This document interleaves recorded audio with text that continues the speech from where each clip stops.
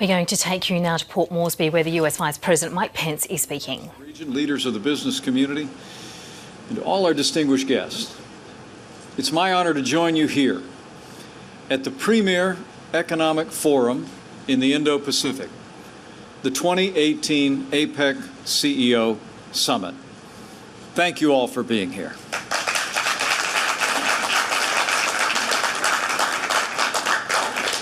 At this forum last year, President Donald Trump laid out the United States' vision for a free and open Indo-Pacific, where, in his words, sovereign and independent nations with diverse cultures and many different dreams could prosper side by side and thrive in freedom and peace.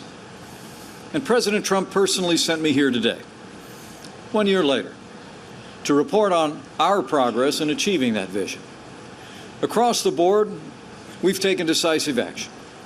And the United States' commitment to the Indo-Pacific has never been stronger.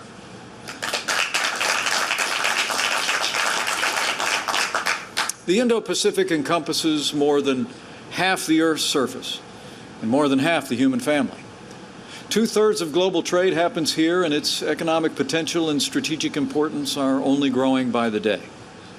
To unlock the region's boundless opportunities last year, President Trump promised to pursue robust trade relationships rooted in the principles of fairness and reciprocity. And from South Korea to Mexico to Canada, we've forged new and historic trade deals, and more are on the way. He promised to give the nations of the Indo-Pacific a better option to support infrastructure projects by reforming our development finance institutions. And today, the United States has more than doubled our financing capacity to $60 billion. The President also promised to build stronger partnerships to ensure our shared security. And this year, we've provided more foreign military financing to the Indo-Pacific than the previous 3 years combined.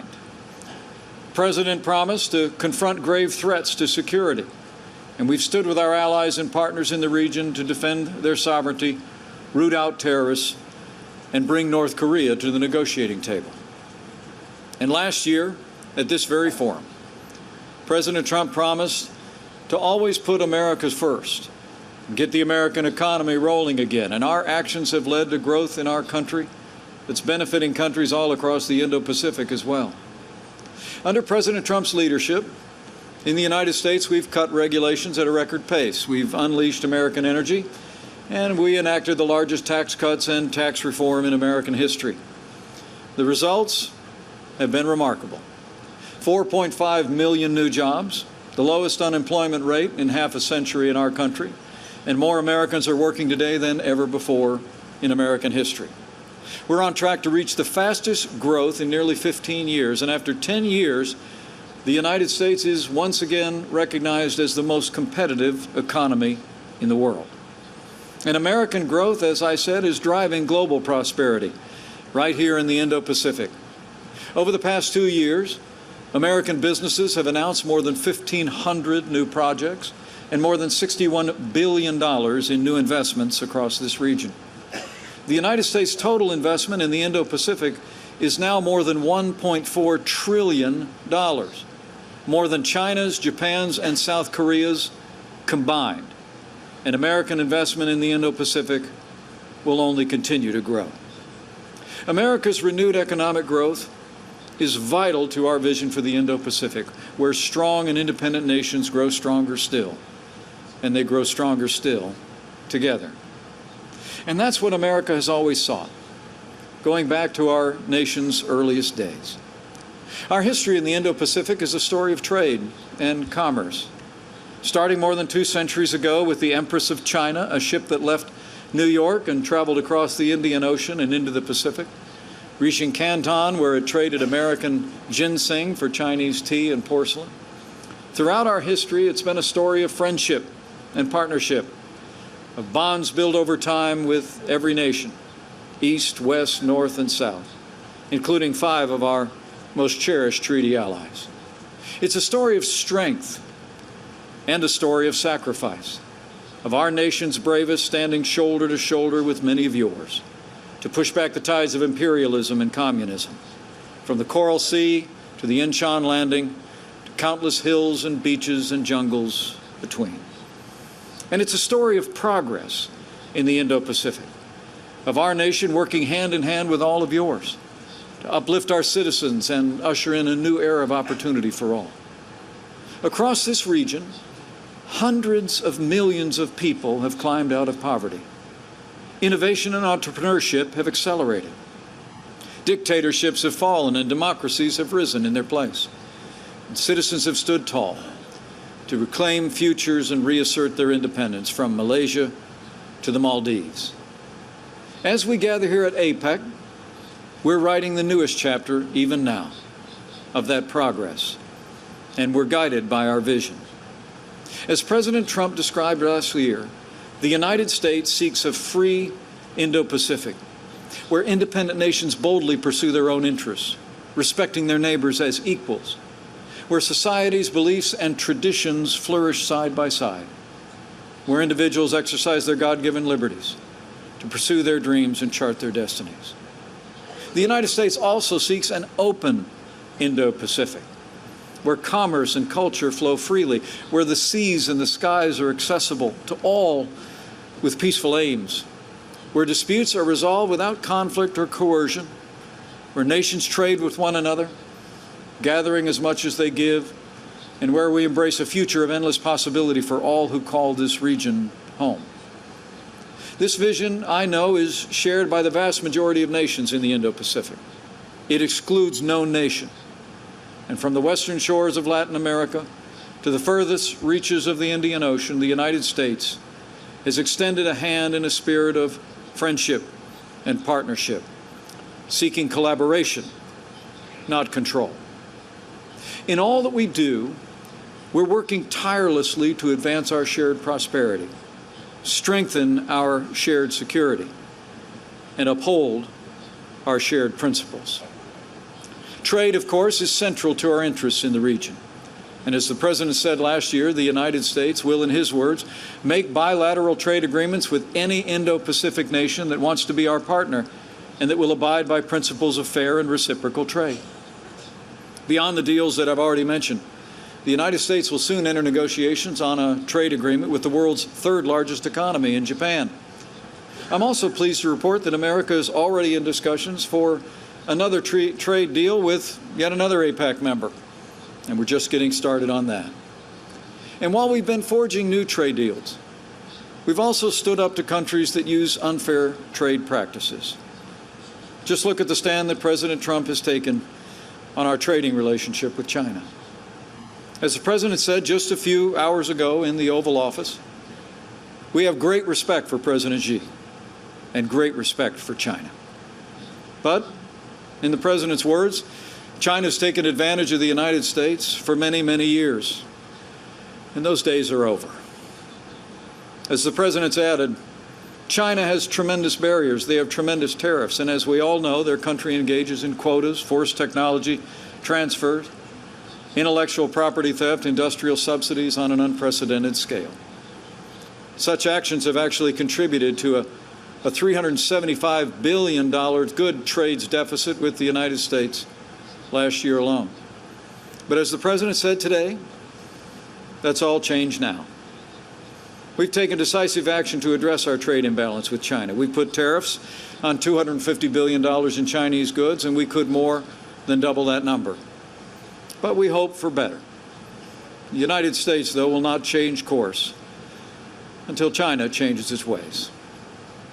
Beyond trade, the United States is promoting private investment in the Indo-Pacific as never before.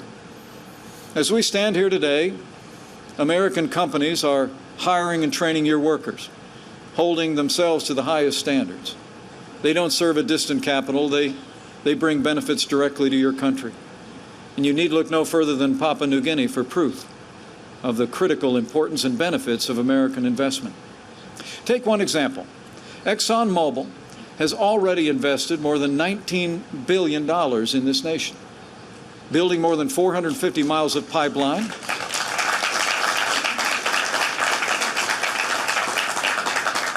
and creating more than 2,600 jobs here in Papua New Guinea. And the overwhelming majority of those jobs are local hires. Now ExxonMobil, I'm informed, intends to double the capacity of its plant here in Port Moresby with another multi-billion-dollar investment. And tomorrow, I look forward to joining several of our allies and partners in the region to announce a historic initiative that will transform Papua New Guinea's future.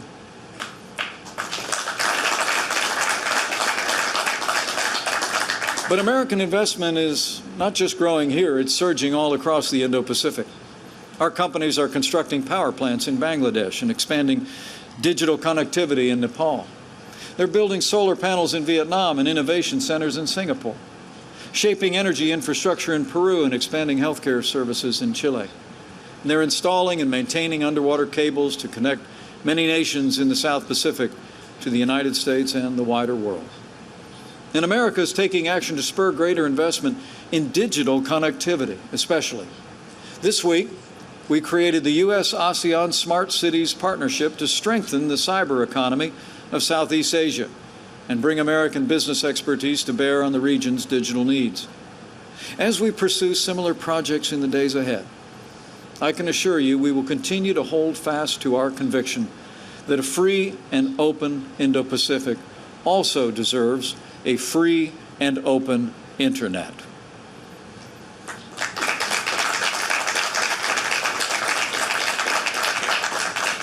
With this renewed commitment to development financing, we're also making infrastructure in the Indo-Pacific a top priority, from roads to railways, ports to pipelines, airports to data lines. And the United States has a principled approach that stands in stark contrast to some other nations. As we speak, as we're all aware, some are offering infrastructure loans to governments across the Indo-Pacific and the wider world. Yet the terms of those loans are often opaque at best. Projects they support are often unsustainable and of poor quality. And too often they come with strings attached and lead to staggering debt.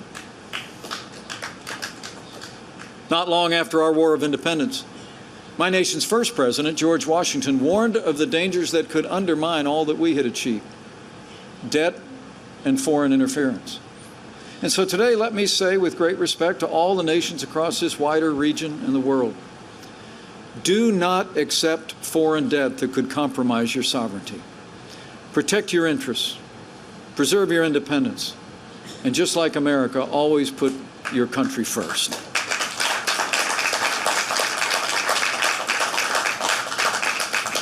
Know that the United States offers a better option.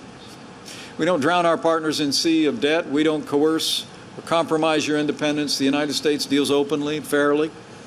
We do not offer a constricting belt or a one-way road. When you partner with us, we partner with you, and we all prosper.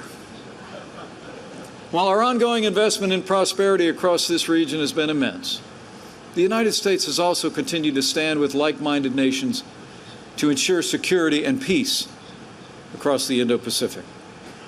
You know, it's remarkable to think that when the President spoke before you last year, the greatest threat to the Indo-Pacific was the regime in North Korea. We all remember those days. Nuclear tests, missiles flying over Japan, a war of words and provocations. Faced with this threat, the United States rallied the world to enact an unprecedented pressure campaign. And as the world witnessed at President Trump's historic summit with Chairman Kim in Singapore in June, our collective resolve has borne results. No more tests, no more missiles. Our hostages are home, and the hope of peace on the Korean Peninsula is alive once more. As we speak, the United States is making plans for another summit between President Trump and Chairman Kim. All nations must continue to stand together, enforce all UN Security Council resolutions, and hold North Korea to the commitments it made in the Singapore Declaration. And so will we. We must be vigilant and resolved to achieve a final, fully verified denuclearization of North Korea. We owe it to our children to secure a lasting peace for the Korean people. We owe it to the Indo-Pacific, and we owe it to the world.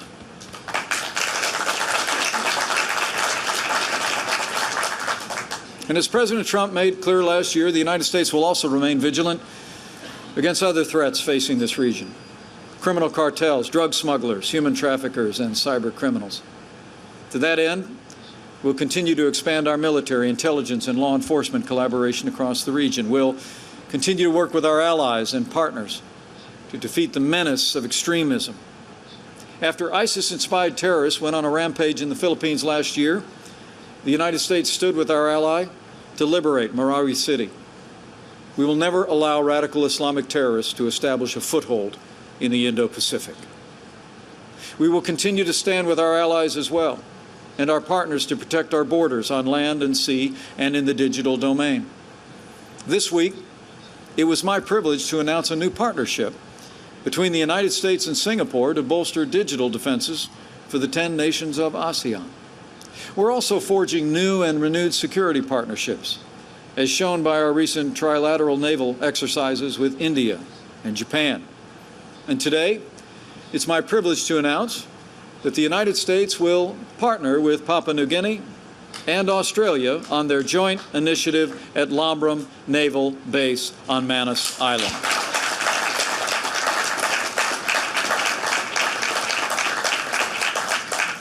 We will work with these nations to protect the sovereignty and maritime rights of Pacific Islands as well. And you can be confident. The United States of America will continue to uphold the freedom of the seas and the skies, which are so essential to our prosperity. We will continue to fly and sail wherever international law allows and our national interests demand. Harassment will only strengthen our resolve. We will not change course.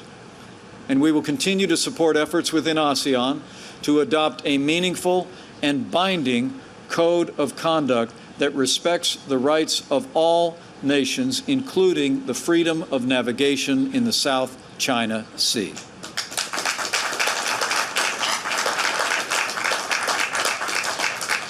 Finally, as President Trump made clear last year, we will also uphold the principles that have benefited us all through the generations.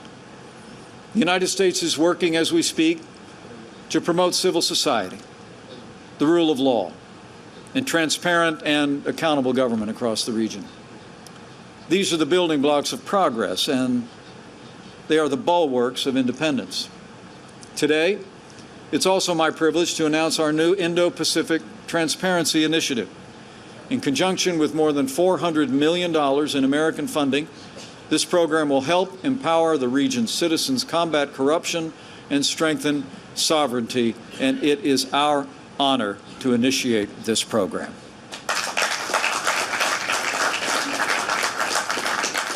All the people of the Indo-Pacific deserve to live in flourishing homelands and governments that are accountable to their people, make better partners for all of us, including the United States. As the President said at APEC last November, the United States will always stand without apology for individual rights.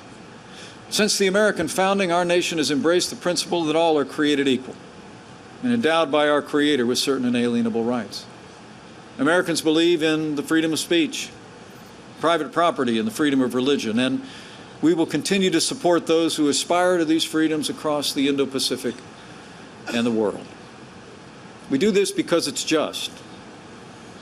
We also do this because it's in all of our interests. The truth is, governments that deny rights to their own people too often violate the rights of their neighbors.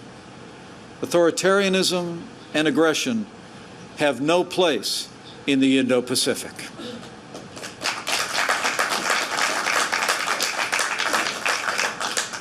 In the days ahead, the United States will continue to put America first, as all the countries represented here are duty-bound to put the interests of your people first.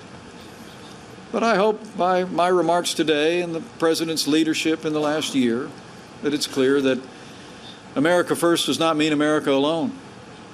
We know that our prosperity, our security, and our future are intertwined with yours. The President sent me here to demonstrate our continued commitment, not just to all of you and to the region, but our continued commitment to APEC and its mission of promoting open markets, free, fair, and reciprocal trade. Discussions this week on digital trade and services are important for the region's continued rise, and we're proud to support them. As I told the nation's leaders of ASEAN earlier this week, ASEAN is central to our Indo-Pacific vision, and we are proud of our partnership with ASEAN, past, present, and future.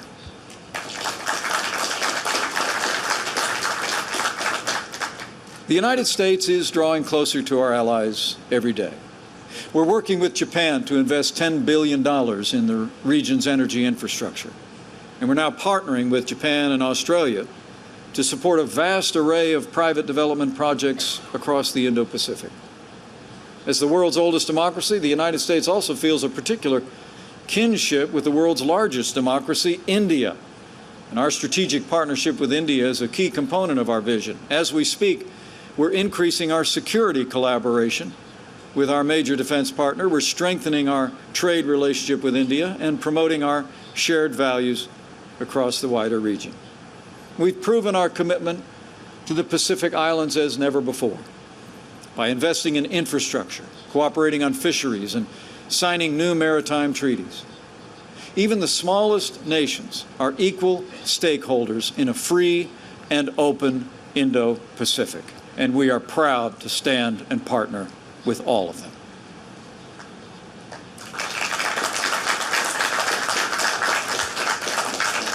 Now, as I stand before this distinguished group of leaders in business and public life, we're aware of the concern that the U.S.-China competition is felt among many of you.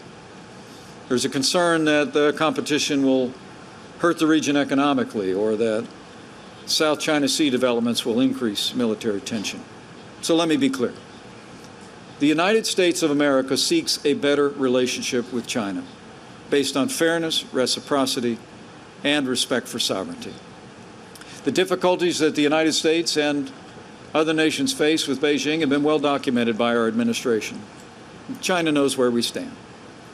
But as President Trump has said, in his words, we want to strengthen the relationship between our two countries and improve the lives of our citizens.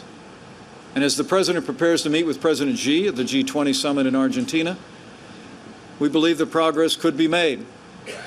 Progress could be made between our two nations, even as the United States remains in a strong position. Let me be clear again.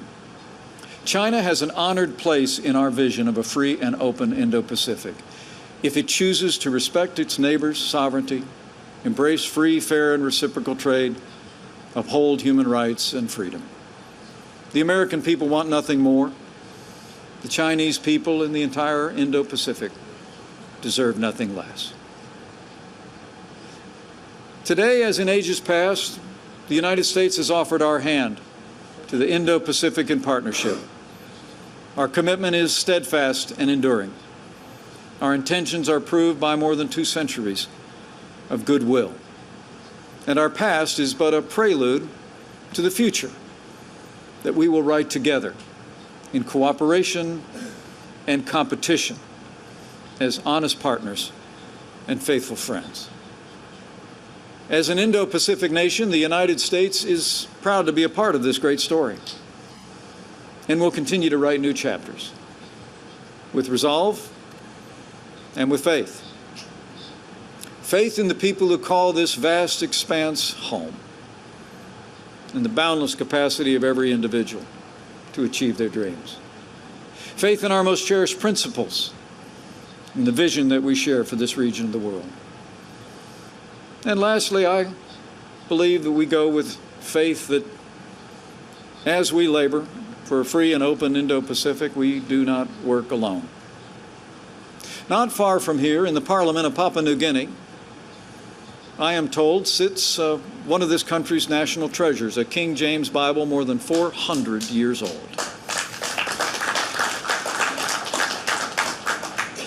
Before it made its way here, it passed through my home state of Indiana. It calls to mind the rich and diverse traditions of culture and faith that characterize this vast region of the world. And on that foundation, I believe we can be confident that our vision of a free and open Indo-Pacific will prevail. For as it says in that old book, where the Spirit of the Lord is, there is liberty.